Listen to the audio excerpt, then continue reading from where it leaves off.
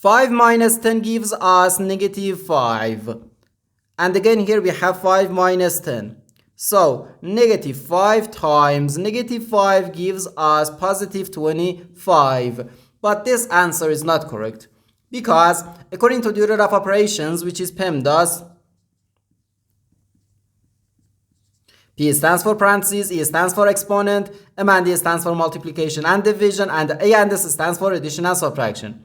First we have to do parentheses, then exponent, then multiplication or division, and finally addition or subtraction. Remember that multiplication and division have equal priority and we have to work from left to right. And the same applies to addition and subtraction. In this expression, we have one subtraction, one multiplication, and the one parenthesis. Inside this parenthesis, we have one subtraction. Here we have a multiplication because in mathematics, when a number is placed next to parentheses, it means multiplication. And we usually don't write the multiplication sign for brevity.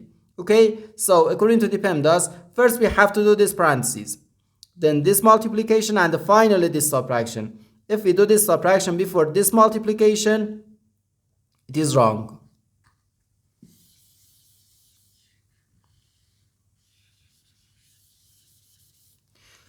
So first we have to do this parentheses. Inside this parentheses we have 5 minus 10, which equals negative 5.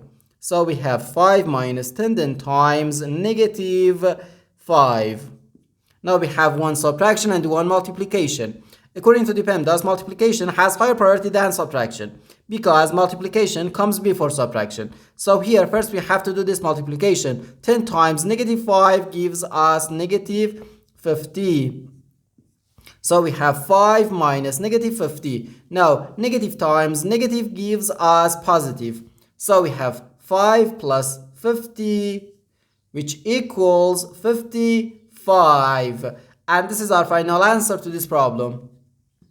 The correct answer is 55.